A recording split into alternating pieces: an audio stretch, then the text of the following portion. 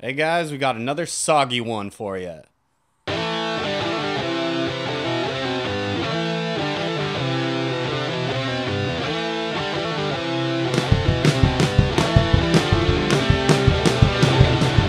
Hello everybody, welcome back to the Sogcast. I'm Patrick. I'm Matt. I'm Garrett.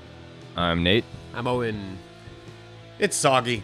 What else is there to say? It's been real soggy out there. It has not been fun watching these games the last couple of weeks, and we started out 2 episodes ago talking about how excited we were for these upcoming games and how much it was going to mean to the team, and they have completely faltered. It's been a rough go. Yeah, the division games we were talking about against Texas, against the Angels, like they're really big games and important ones to us. And like Patrick said, it's pretty waterlogged feel right now. This podcast is pretty soggy. We went 2-6 on our road trip in its entirety, got swept by the Rangers, and took 1 out of 3 from the Angels and split with the Padres. And I mean, things aren't looking great. What are you guys seeing out there? Thank God the A's are a franchise. They're the only divisional team we can beat. Hey, they're on a And 5-game winning streak. You know what's funny is they're actually kind of hot right now. I mean, their losses are so deep that they don't have a realistic chance of passing the Mariners. Oh, but they're sniffing the power rankings. I saw if they win out the rest of the season, though, they'll finish 112 and 50 or whatever. Hey, there you go. So That's like the that would be Dodgers their last year. that would be their franchise record. So Gotta go start A's, I guess. somewhere. just gotta win, another 95 games in a row or something. That'd be cool. Yeah, I think they swept the Brewers. Ouch. Good. I hope I'm not Brew wrong Crew. about that. Hey, Um, I mean, well, but if they're the on a Mariners- 5-game win streak, then they had to have a sweep in there. Yeah. So. The Speaking Mariners of have definitely earned their spot in 4th place in our division, though. Yep. That's exactly what we're seeing. You know that scene in Moneyball where Billy Bean never watches a full game? He'll flip on the radio for 2 seconds or flip on the TV for 2 seconds. That was me watching the Mariners this week. It was just I couldn't do it to myself to watch or listen to any of the full games. I'd flip on, here we gave up a home run, turn it off for another hour and check back in and see what was going on. So it's been soggy. I was fortunate enough to sleep through the Mariners game on Friday and today on Sunday, but we did get to watch the Saturday game, and they won that one, so that was fun. That was a good game. Yeah, It was a good game. It wasn't like the casual nail biter that we're so used to. It was a lot of getting people on, moving them over, and getting them in. It was really nice.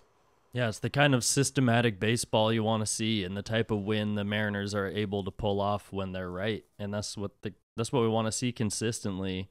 So it's a kind of a punch in the face in the middle of all these losses to be like, oh yeah, look, here's how we should be doing. And just we don't perform that way hardly ever recently. It's been really tough to watch. And yeah, I've been turning it off and on too, I'm like, oh, damn, Gilbert gave up a home run. All right, I'm turning it off for a minute so I don't get too frustrated. I'm going to go walk away, do something, and come back.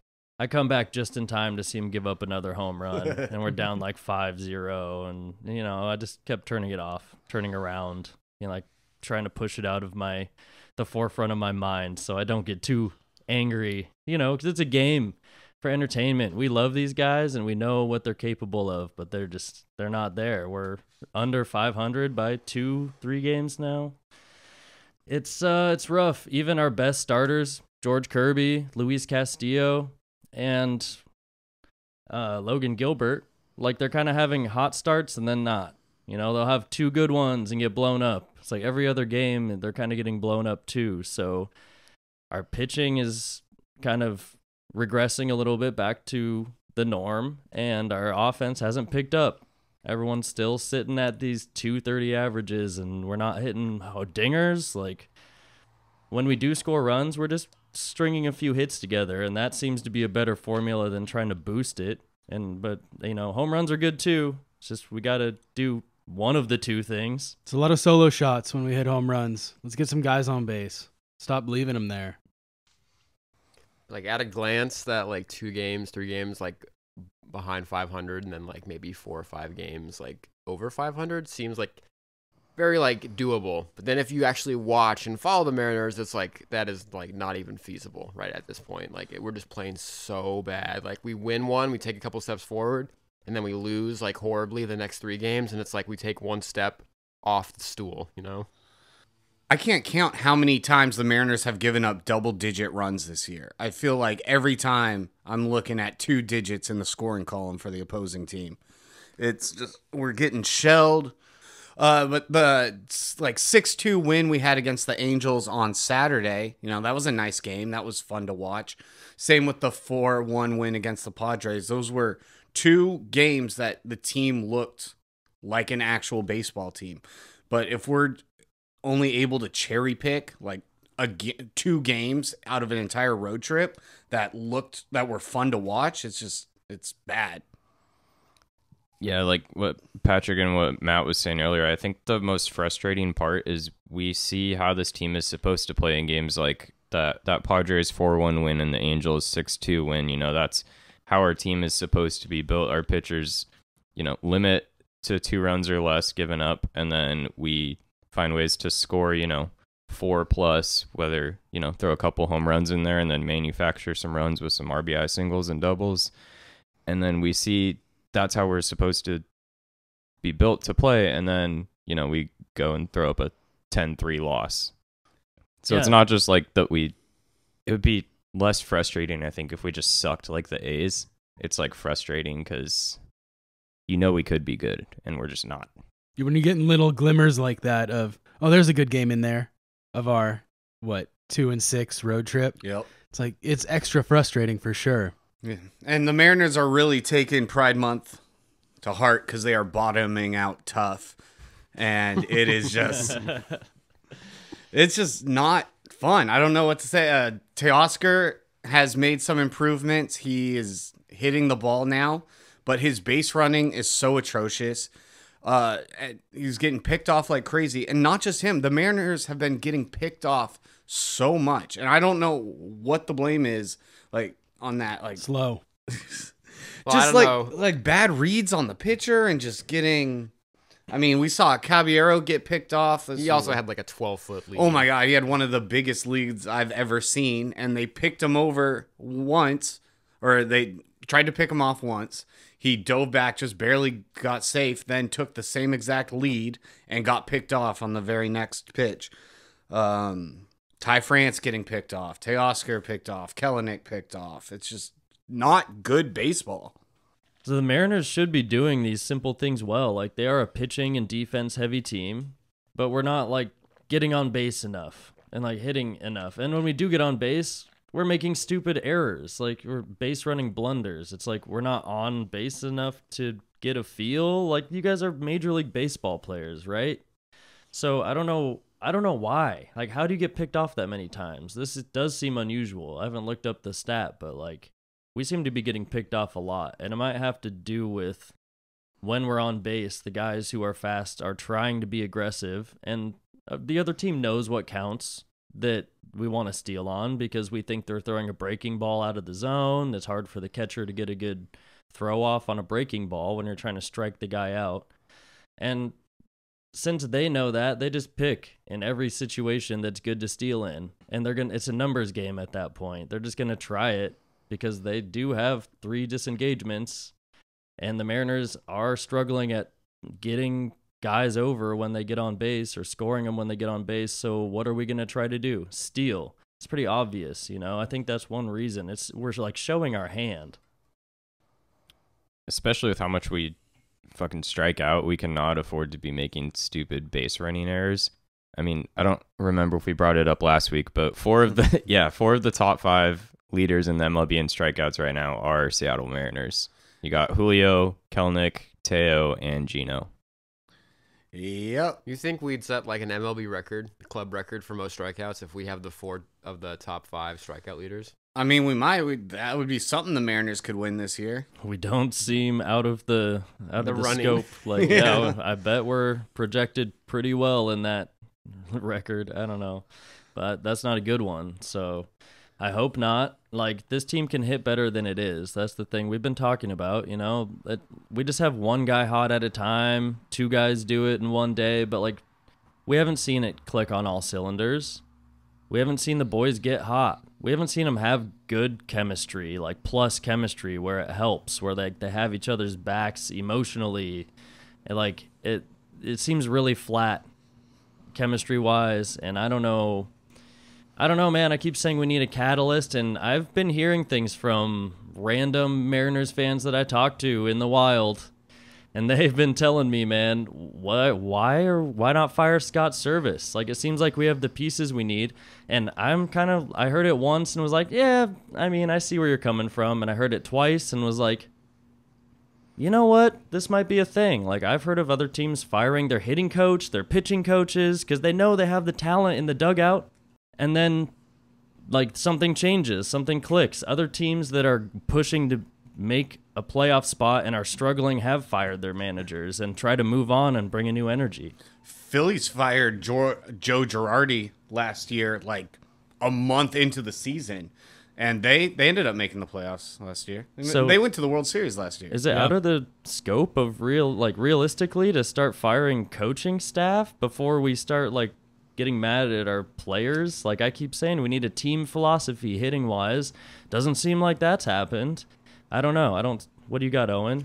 I was just going to say, like, I haven't really seen a lot of, like, fire Scott Service comments. We did talk to a guy, Patrick and I, last weekend who was pretty, like, strongly considering firing Dipoto. Is this an older guy? Because I've been getting these comments from dudes that are, like, in their 50s or 60s. No, this was a young dude. He was a young guy, but he knew baseball. He played, like, collegiate level. He knew it, but... Oh, yeah, he definitely knew what he was talking about. He was very well informed. So what's he saying? Yeah, he didn't really like Dipoto. I give Dipoto a little bit more slack. I do think that his hands are tied by ownership and how much money he's allowed to spend. And he has made some fantastic trades. So he has wheeled and dealed and gotten some pieces together.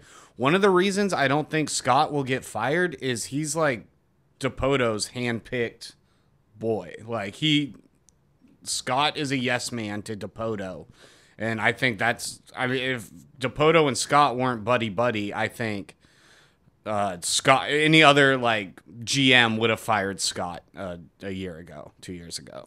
Yeah, Scott's been with the team for a while now. Matt and I were talking the other day about it, and we weren't talking about fire Scott Service or anything, but I was like, do you think Scott Service is the guy that's going to take us into the postseason, through the postseason, and, you know, give us a real shot? And we were both kind of like, yeah, I don't know, man. So I'm not, you know, necessarily for firing Scott Service or anything like that. I think that's a little rash. But at the same time, I don't really think he's the guy who's going to take us all the way. But I am on the side of, you know, our ownership is pretty fucking stingy and fucking sell the team. Hey, yeah, okay. Dude. So not to a new city or anything like that. Like just get new ownership. Yeah, sell the team to I'm not saying take the like, Mariners out of Seattle. Send them to Vegas with Oakland. That's a hot. No, but I get what you're saying. But yeah, ownership, sell the team to someone that's willing to loosen the purse strings a little bit more. Yeah. I feel like that's a reason to not fire anyone too. Like, as you mentioned, our hands are kind of unfortunately tied with our ownership right now. We're not free to spend money with our Seattle market. Where Mariners haven't been good really ever in their history. It's a tough 95, place. baby. 2001. It's a tough place to hit. Like, free agents, we're not like the top destination, you know, like if we're bidding the same on a free agent as someone like the Yankees or the Dodgers or anyone like that, like that's not going to get it done. We tried to match like Dodgers and Red Sox offers this past year for for Story or someone else, but we need to outbid like these bigger teams, and right now we can't do that. And I just feel like more often than not, firing pitching staff coaches or hitting coaches or managers is not really a fix. It did work out for the Phillies, as you mentioned, but also look at the Angels last year. They fired Joe Madden, Phil Nevin came in, and they still didn't do absolute shit. I feel like it doesn't fix the problem. For sure. Yeah, I mean, I'm just asking because I've heard it a few times now. Like some dudes that maybe don't follow as closely as we do, they might not be as close to the situation as we are and haven't watched Scott Service as closely or know how close that tie is with the front office. And I think from the top down to Scott Service, it looks good. The pitching staff and the pitching coaches, they look really good. They're probably all good. Hitting is where things are falling apart, and that's where I think that's the level where we could probably try to replace or even just bring someone in to like bolster, bring a new philosophy, make guys think a different way. Like think about hitting in a new light for everybody. It just changes the energy. I've had coaches do that for me, or like an older brother or a different coach would come in and start talking about hitting at you in a different way, like while you're doing it, and you can like light up, and it's fun. And that's where I think that's the level that we could change something at. Nothing like Scott Service should be okay for now. You want to talk about energy, bro? Scott Service looks like a brick wall every game. I haven't seen that man like have any sort of emotion other than like a grimace. Like we could be up by 10, down by 15. It's just like, He's stale bread, bro. It's just like, I feel like if you just show some emotion, some energy, like maybe that would amp people up. He's just like this old like wall in the dugout, you know? Like it's just not, doesn't seem like a fun space to be in. We all know Scott Service face. That's a good fucking point, Owen. Actually, and it's kind of funny. That was kind of the point I was going to bring up. A two-parter. One, I do hate when things do start going wrong and immediately, especially like casual fans are like, just fire everyone and stuff. But it is conceivable to have a conversation about it because it's not clicking and stuff. And then also, like with Owens, like we need that fire. You know what?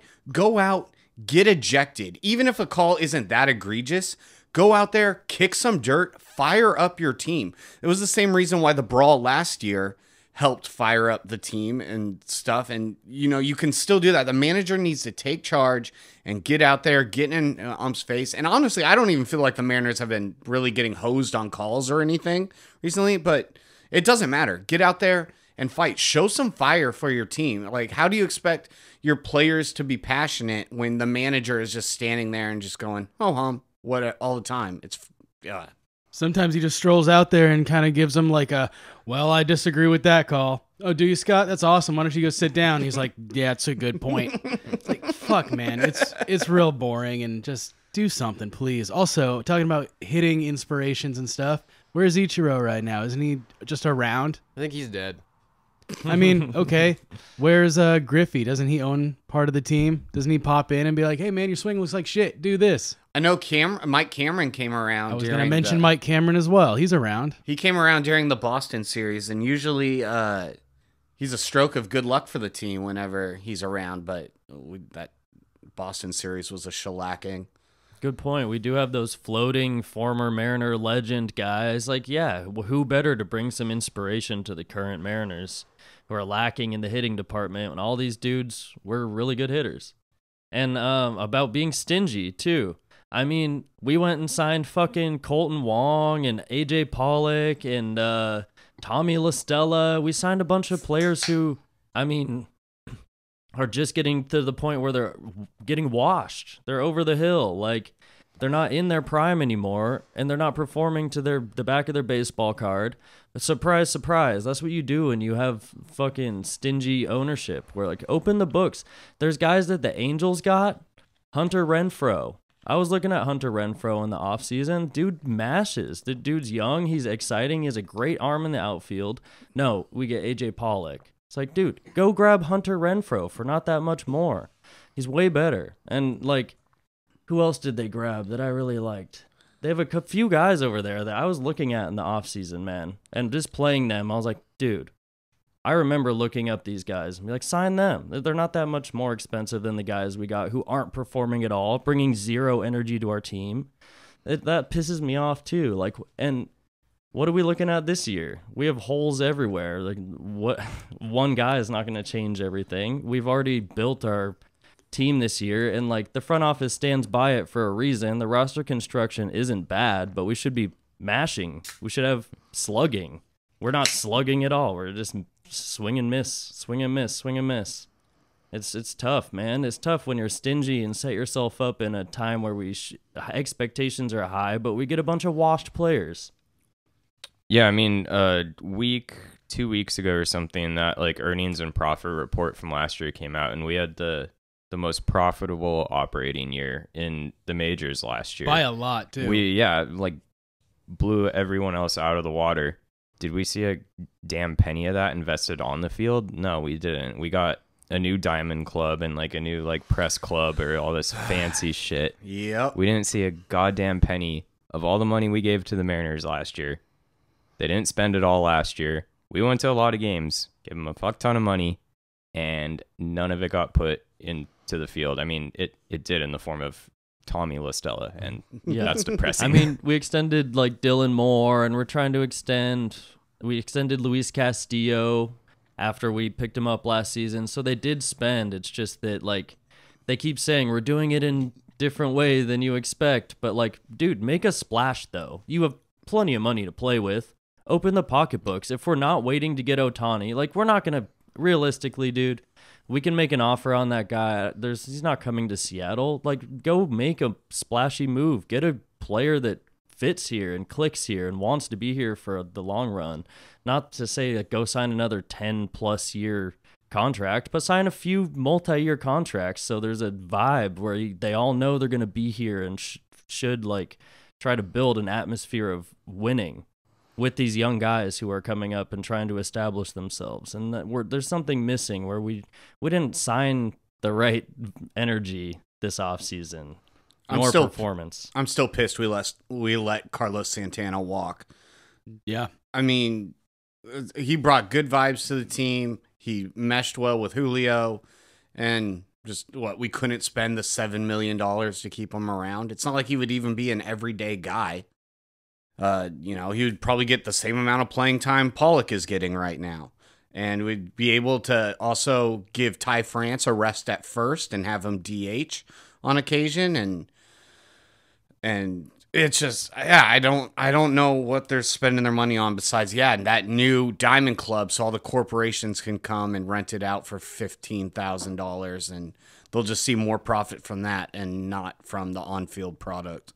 Dude, and you were calling for all last year to keep Santana, re-sign Santana towards our end of the season podcast and our little like after the season wrap up. You're like, yeah, that's absolutely the dude we need to keep. You were saying it all year last year, and I do feel like he would have been making a difference on this team had we just simply re-signed him for a few $1 million.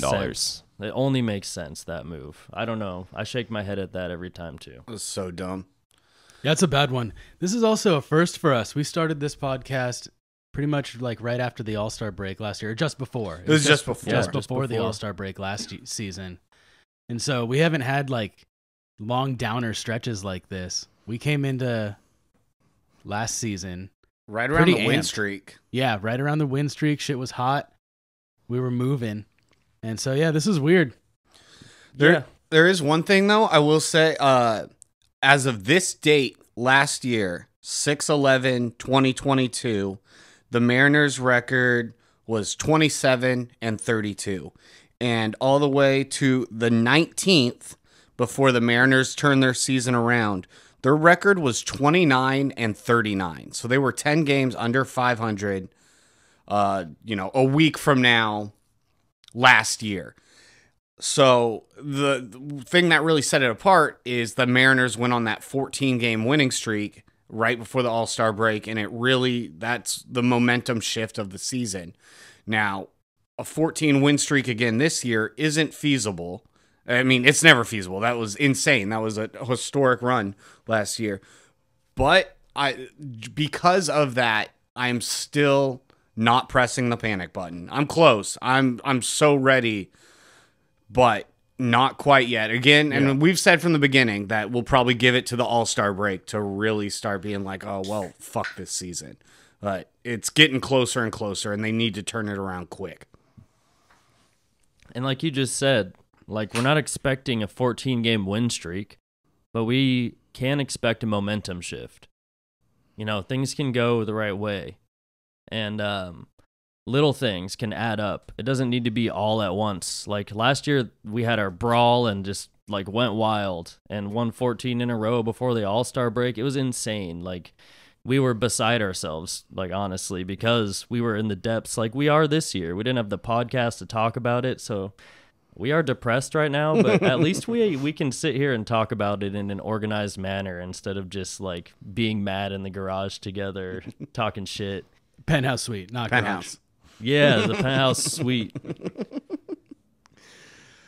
Let's see. In other news, Dylan Moore is finally back from injury. That's exciting. He's not going to be the savior that the Mariners need, but he is a good player, and it's nice to have him back in the lineup. He did go 0 for 4 in his first game back. Had some really good at-bats, though. Definitely was a little rusty, but that's to be expected. He's missed, so much time. So he was a little rusty, but still managed to put together some good at-bats.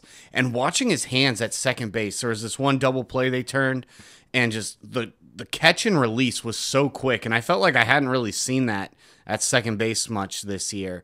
Even with how well Caballero has been performing, like Demo's hands just on that one play was instantly noticeable. So that was nice. Muñoz is back, and he's dealing, which is awesome.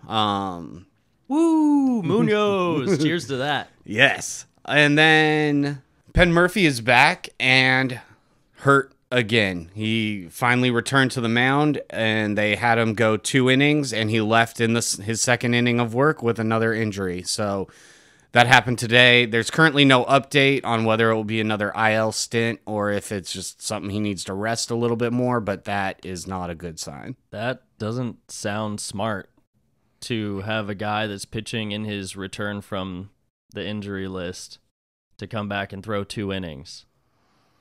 Yeah, they definitely should have let him at 1. And our bullpen has been getting used, but there was someone else you could have thrown in there instead of having a recently injured guy then try to throw 2 innings. It just doesn't make sense. That was a bad move. Even if it was just for the one first batter of the inning before they switched to the lefty, whatever plan they had, still just having him warm up in the bullpen, go in, throw 1 inning, and then he has to go sit down and rest and like get up again and throw again. Like, why do that to a guy that just got back from injury? You only do that to guys who are really feeling it and are in the zone, like that aren't barking or aren't coming off of it. Like, that doesn't make any sense to me. I know we may have been getting blown up in that game and wanted to extend a reliever for maybe an extra batter, but still having him go sit down and stand up and throw again is why? Like, it doesn't make any sense. Yeah, it would make sense if it was someone not coming off an injury, because we don't have an off day tomorrow. We come back here to Seattle and play Monday night against the Marlins. And we did use a lot of bullpen on this road trip. We did get 2 off days this previous week on Monday and Thursday. But we did use a ton of bullpen because we were getting beat around in a bunch of those games. So the bullpen was taxed, but yeah, Murphy's not the guy you want to go 2 innings there. Anyone else, yeah, throw, Brash out there for 2 innings. He got used a lot on this road trip, though, too. And just a tough spot. Sucks. Bryce Miller is about to have another start. He has definitely come back down to earth after dominating the A's. And even a good pitching performance against the Braves, which he had a nice game.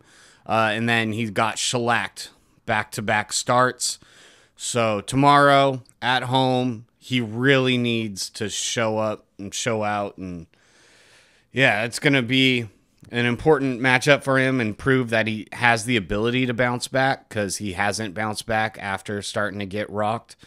The Marlins have a pretty good team this year. I think there's something like 7 games above 500, something like that, Yeah. maybe even a little bit higher. They've been hot. I think second place in the East right now. Yeah, so they have a good squad. The Mariners really, really need to perform well against them. I don't want to see us losing by 8, 9, 10, 15 runs anymore. I'm tired of it. So let's hope for a good performance, especially by Miller on Monday. And then after the Marlins series, we do have the White Sox coming to town, and they are bad. And the Mariners have been able to beat up on bad teams. It's just our problems are we're playing good teams and we're not performing well. So hopefully this White Sox series gets some momentum back for these boys because hot damn, they need it. I had a question for Patrick and Matt.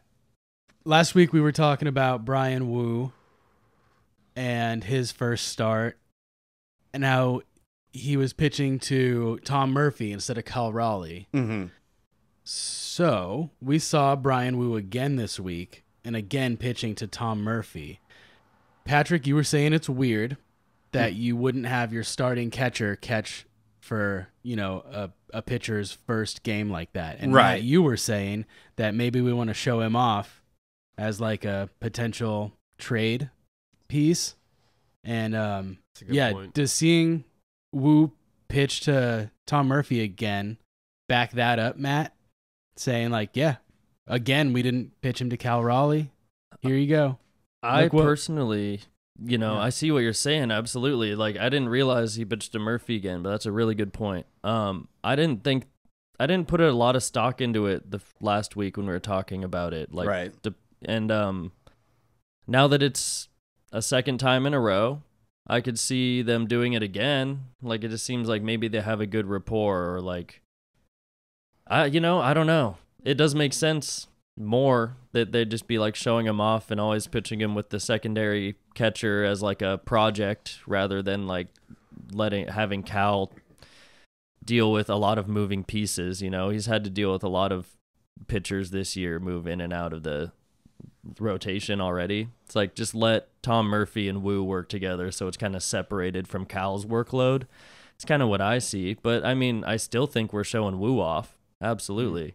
When Marco comes back, Woo's gonna probably get sent back down, and we might keep Bryce Miller up for a little while longer, depending on how he performs. And I think we're showing off all of our young arms, just like we did with Kirby before, just like we did with Brash before.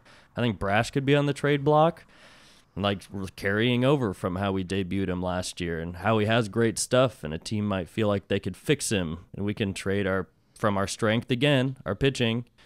Woo and Brash, those guys are huge on the trade block.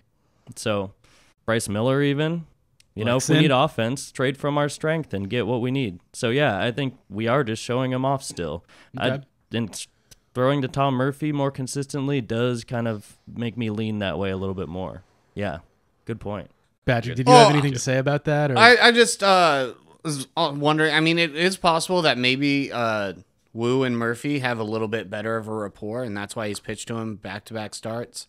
Also, maybe it just has to do with the rotation and when the catcher's like day of rest usually is, because it seemed like Marco was throwing to Tom Murfee kind of frequently. So I guess with Woo filling that slot, it could just be it's just a scheduling thing. It could, yeah. Just the way it lines up. I still do think it was kind of weird though to not have him throw to Cal for his first start.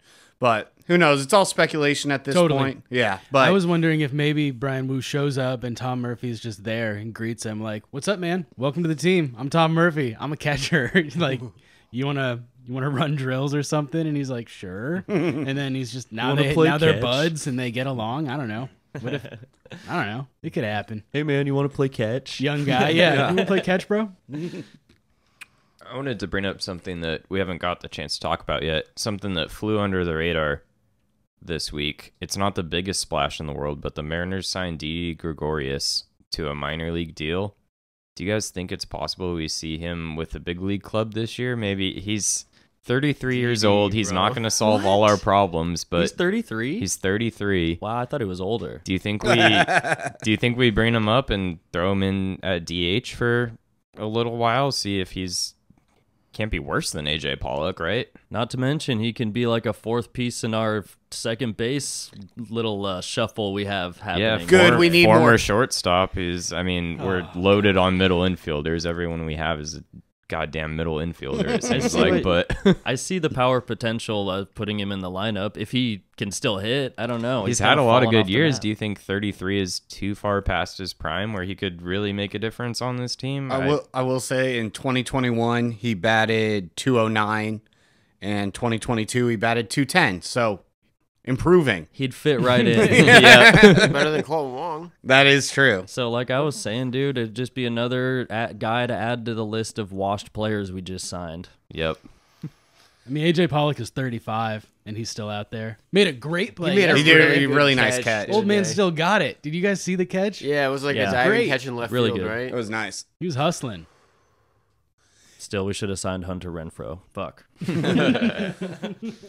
Also, I'll give Pollock a little bit more credit. He was grounding out. He hit like just a regular ground out to the middle infield the other day, but he was hustling down the line, so he hasn't like given up. It's nice to see that he was still running and trying. He's trying. Because like when we had, oh my God, who's the guy that home runs the parrot on the shoulder? Edwin Encarnacion. Yeah, Encarnacion. That dude, he hated the Mariners. He was so miserable here, and you could just tell. And so it was kind of nice to see Pollock, hustling. It doesn't mean that he's good, but it's still nice that there's some heart there, I guess. He's just trying to show that he still has value at that age so we can go somewhere else after this 1-year contract. No, the bright side is the boys are still trying. Like they have not given up on this season. They're going to continue to fight. I guess that's a positive spin we can put on this absolute shit past couple weeks we've had. Yeah, they will continue to fight, but they need to get fired up in the right way, because you don't want to get fired up in the negative way and be like, come on, guys, and then like end up getting mad at each other and being like, come on, and, like frustrated. It sucks to be internally fired up without winning, and like winning, we need to win. Winning builds the chemistry, that winning culture, the chemistry that we need. And we've seen it. We saw it last year. It builds and it just emanates through.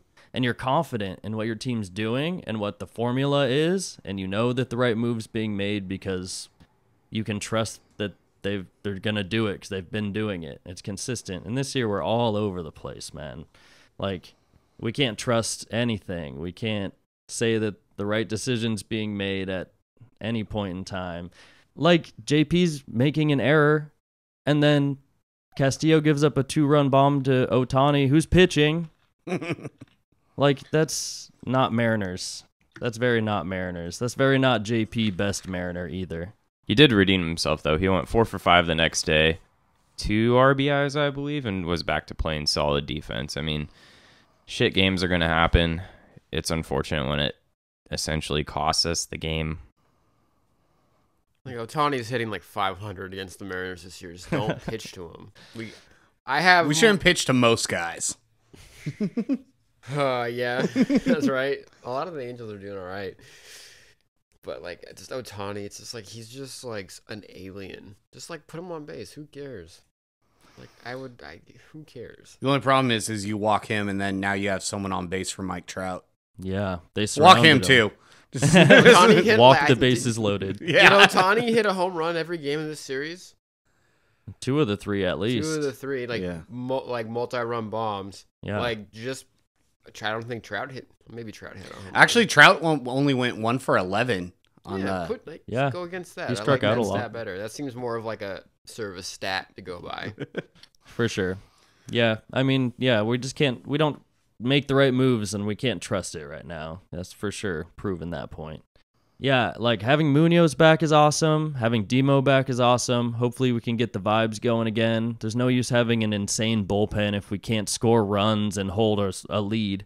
It sucks to work from behind with an elite bullpen. Otherwise, what are we doing with all those guys? They're worthless if we're getting blown out 10-3 like we've been talking about. So something's got to go here. We got to look forward to the trade market, I guess. That is a big thing. Like, this is definitely going to be a big topic on our next few pods, and it will get more and more intense as we get closer to the trade deadline. But it's kind of nice just to bring it up right now early, because the topics are going to be huge and flying with all the rumors and stuff of who's going where and what teams are buyers and sellers at the trade deadline. Last year, the Mariners put together some good pieces at the deadline. Acquiring Santana was huge. And Castillo. Yeah, Castillo was huge. So we need, kind of, who are we willing to shop and send out the door to try and bolster this season, because I do not believe that Dipoto is going to throw in the towel. I don't think we're going to be sellers at the trade deadline. I don't think we're going to disband the team and try to get prospects, because it doesn't make sense with Dipoto's plan. I think we will be buyers, and Dipoto has been known to fleece teams. He's fleeced the Padres, he's fleeced the Reds, but we're gonna need to acquire some pieces, and to do that, you have to give up some pieces. And Dipoto has done a good job of just getting rid of prospects rather than people that are currently on our major league roster. But I think with the kind of moves that the Mariners have to make this year, we might look at one of our starting pitchers, like regular starting row pitchers, being sent. Ray. Get rid of Robbie Ray. It's kind of hard to trade. I mean, it has been done. You can trade someone on Tommy John, but their trade stock isn't the highest. And he's extended with the Mariners too, so I don't know if any team wants to eat that contract. Yeah, Patrick, like you're saying, like we have been trading out of a place of prospect strength, and now that we're at a moment where like we need to get winners now, and we've kind of traded some of our high prospects already. I think, like I've been saying, I've been throwing those names out there. We've been showing off prospect talent, and From that the does bullpen, go right? and that does go all the way back to Logan Gilbert, like years ago. Like you're talking about, even Gilbert and Kirby are there. We haven't extended those guys. They're going towards the end of their prospect contracts. Like, yeah, all those guys are available to be traded. We have to trade from a place of strength to get what we need. It's nice to trade major league talent to get major league talent, but I do think we still have a good prospect pool to trade from as well. And that's why we keep showing off our pitchers, and we keep trying to push that. We're going to trade pitchers for offense is the formula that I see. Oh, 100%. That's what we're going to have to do. Our pitching is the Mariners' greatest strength, although it hasn't been the last 2 weeks, getting shellacked all over. But it is, overall, the Mariners' pitching is by far their best attribute.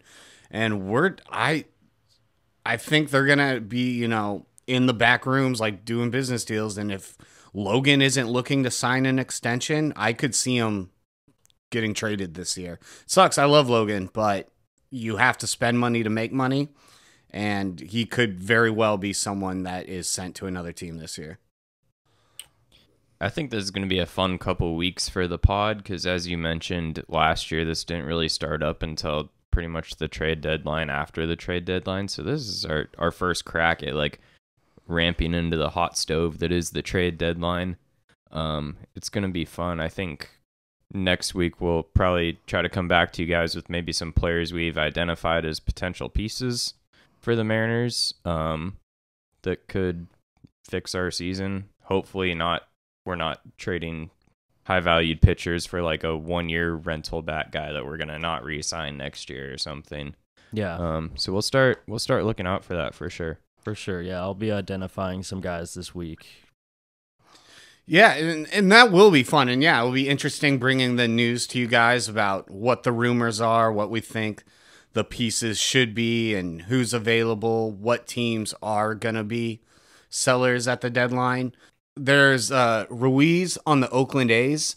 He is batting .260, which is higher than 90% of the Mariners, and he's leading the league already with 30 stolen bases. Oh, yeah, he's fast.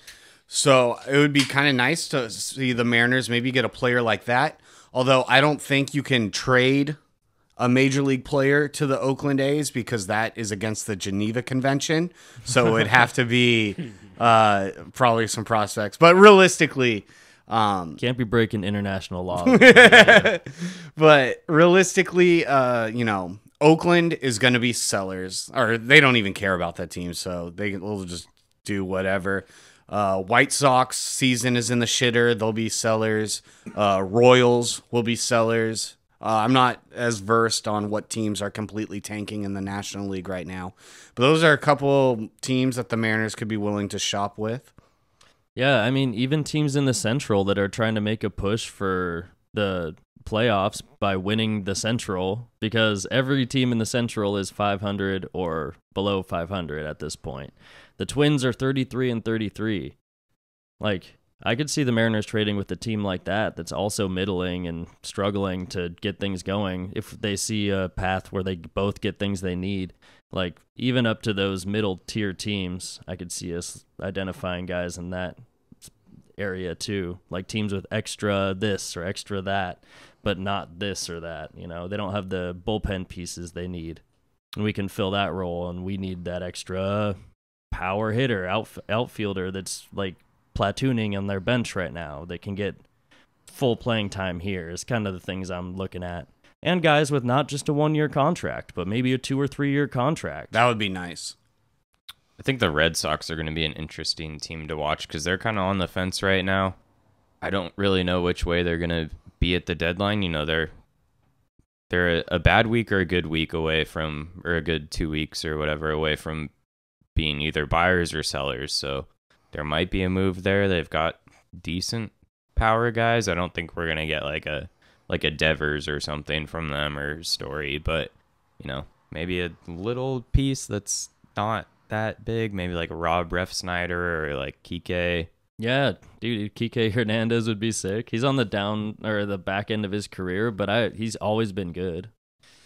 I don't know. I could see him staying in Boston. Anyway, we're going to keep finding guys like that. I think you're right on it with like Rob Refsnyder kind of guy. Just a surprise, like the guys we don't know about that much. They could really make an impact over here. We need the Red Sox to lose 14 straight games then now in the next 2 weeks, and then they'll be sellers because they're right kind of on the cusp of, are they gonna go and make the playoffs this year, or are they not and gonna be sellers? So it'll be a fun few weeks to see what happens. I agree. Yeah, it's going to be a lot of fun going into this trade deadline. It'll be nice being able to do research on like what teams are really hurting for like even like a solid third starter, and seeing what kind of pieces they have available. So yeah, we'll definitely be doing a ton of research and relaying that information to you fans to make you the most knowledgeable Mariner fans in the Pacific Northwest and the world. Maybe even the galaxy. Yes. So look forward to all the news for our trade deadline. And yeah, I guess any kind of roundtable last minute discussions we got going on.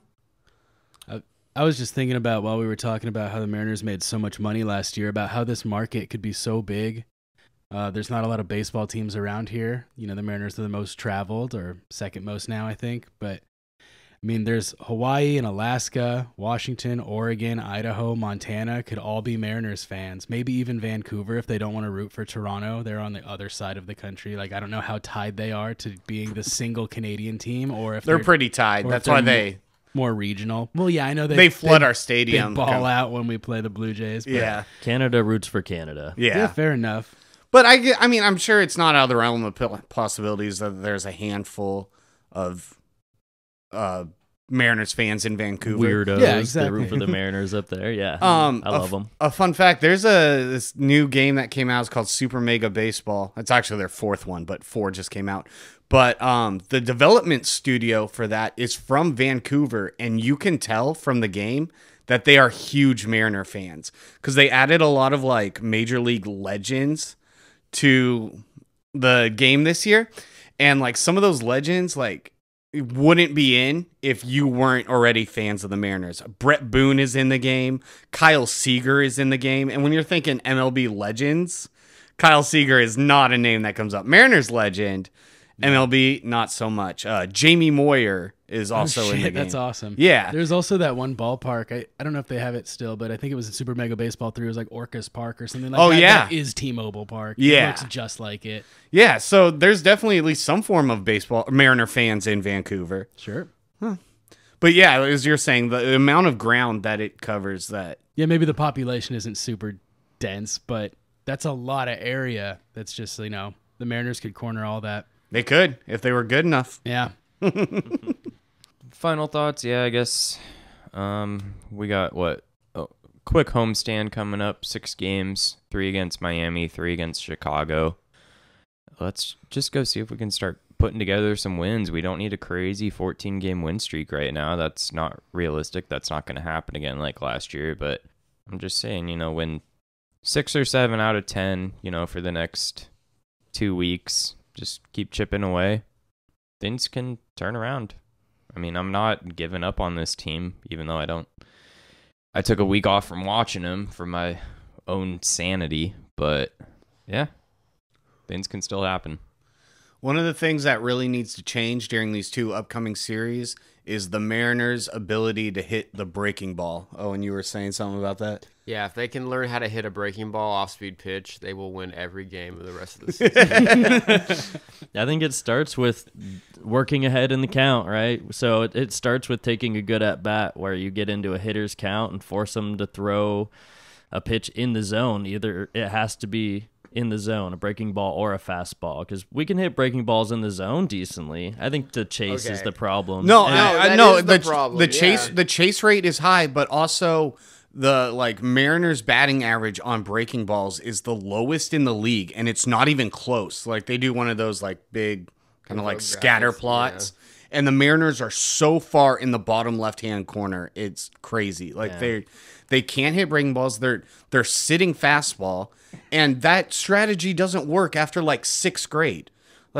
In high school ball, you can't even just sit fastballs because teams will tune you up. Yeah. These are the best pitchers in the world, and you're sitting on one pitch. It's not working for these guys. And that goes back to Matt's thing about hitting philosophy and just all these other stuff. And they're just not seeing breaking balls well. They chase everything 1.5 feet out of the zone. And they're just not seeing as many hittable fastballs because the pitchers know to pitch around that. Yeah, I think you're right, Owen. We need to make it a point. The team needs to make it a point to hit breaking balls. They know they're coming now, right? The ball's in our court. We were hitting fastballs well. Jared Kelenic is a great example. He was smacking fastballs. They started throwing him pretty much all breaking balls. Instead of starting him off with the fastball, they just start him off with the slider, start him off with the curveball. And he's been doing okay, but that's where we saw all the strikeouts and his regression come from. Not that he could stay as hot as he was all season, but they figured him out, right? And the ball is in his court, and now he has to make the adjustment. So the hitters should be thinking, all of our hitters, let's make it a point to hit the breaking ball in the zone today.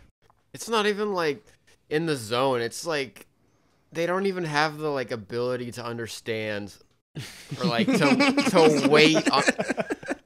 I don't know how I want to phrase this. I've seen Murfee and Teo and even JK just swing out of their shoes on some bullshit that hits the dirt 3 feet outside of home plate. It doesn't even look good on the EQC tracer shit. It's just what did you think was coming? Yeah. Because whatever you thought was clearly wrong. And it's just I don't know what needs to change. It's just yeah. Every once in a while is fine, but when it happens so often, it does feel like what you're saying. We're come on, what are you seeing? Because this is happening way too often.